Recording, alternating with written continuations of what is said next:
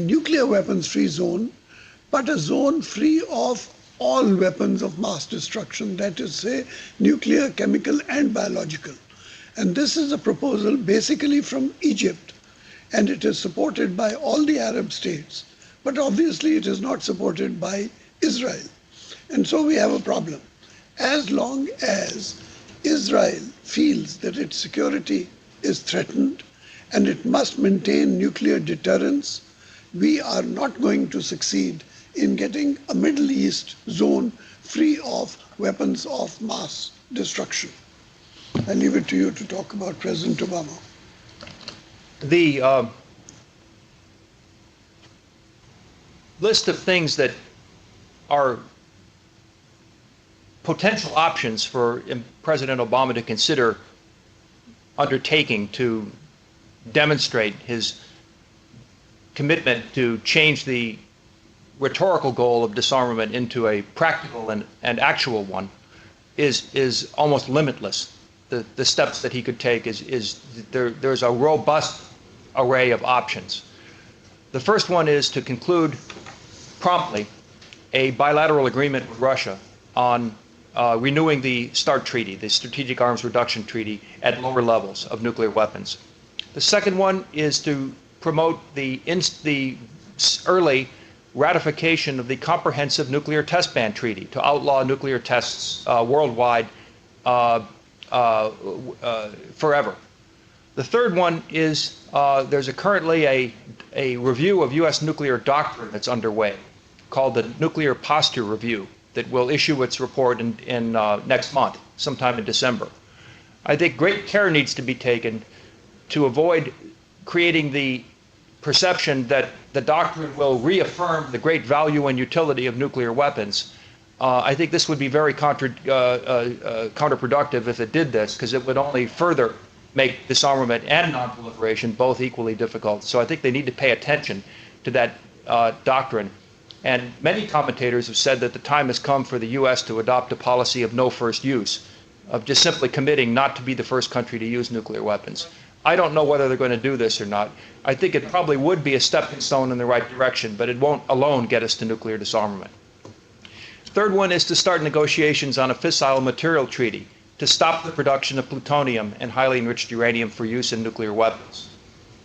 Another step would be to remove tactical nuclear weapons from Europe. We currently have a couple of hundred or so nuclear weapons deployed in Europe. And a lot of states, including in Europe, including the German foreign minister, is wondering why they're there. And I think that's a very good time now in the post-Cold War world to realize that the world has changed, and whatever purpose those weapons used to serve in Europe has long since passed. It's time to bring them home and destroy them. Also, I think there's another they should commit to not making new nuclear weapons, not researching on new nuclear weapons, and not producing new nuclear weapons. This would be another step forward, especially if it were done in coordination with other nuclear weapon states. These are just some of the things that I think could be done, concrete steps that would be well received by the world community. Over to Montclair for two questions from Montclair. Should I go first? Yes. Okay, I'm Julian Lucas. I'm a junior. This is Montclair High School. Thank you, Mr. Rydell and Ambassador Kamal, for hosting this. And my question is, you mentioned that countries can build a nuclear weapon basically at the drop of the hat. They have the material, they have the technology that's 60 years old. So even in an ideal world where we could eliminate all nuclear weapons, would that really be safe? Because couldn't countries just build nuclear weapons at the drop of the hat, like you were saying, because the technology would still exist and the material would still exist? So is disarmament even possible? Second question. Hi, I'm Sarah Hazeley. I'm a junior at Montclair High School. My question is, what can the UN and its systems do to eliminate the double standard within its own organization in order to get countries like North Korea and Iran to get rid of their programs and feel included in dialogue on peace and security in the Security Council? Let me take both the questions first. We had the problem when we were negotiating the chemical weapons conventions exactly of the first point. That is to say, if you eliminate chemical weapons, and if it is all that easy to make chemical weapons, how can you be sure that nobody will suddenly start making chemical weapons again? That was the problem.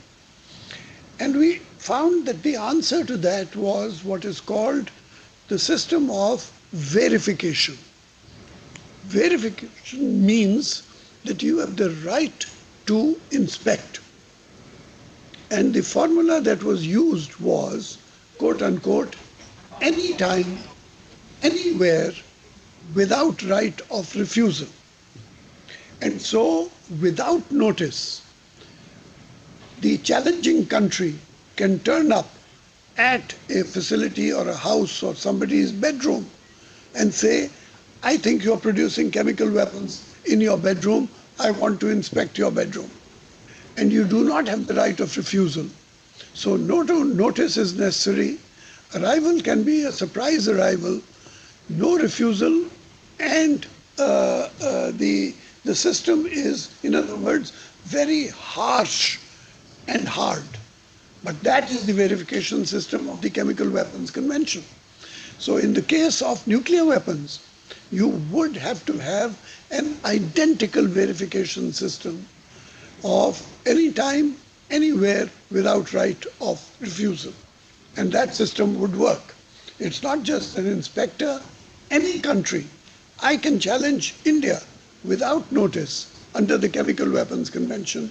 You can challenge me. And so the system works. On the question of double standards, I think it's unfair to accuse North Korea and Iran of double standards when all of us are guilty of double standards, including the United States.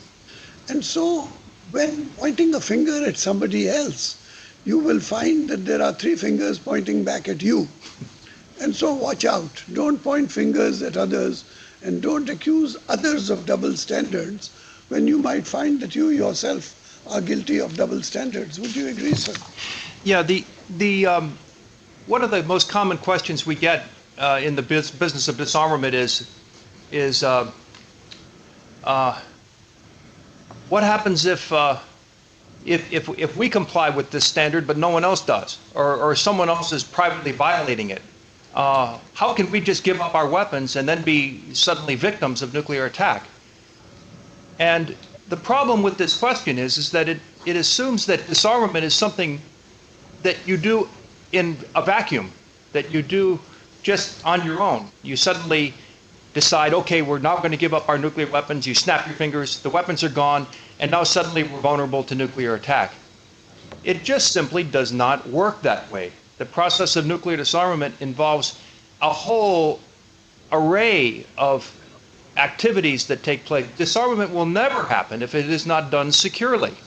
If the nuclear materials are not completely accounted for, if there's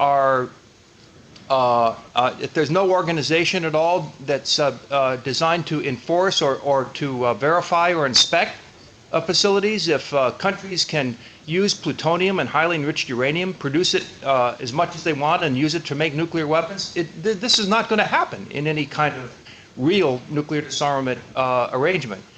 So nuclear disarmament comes with a variety of safeguards in terms of inspections, and I completely agree that what Ambassador Kamal said about anytime, anywhere is, I would view that as absolutely essential for any plausible nuclear disarmament agreement to work internationally.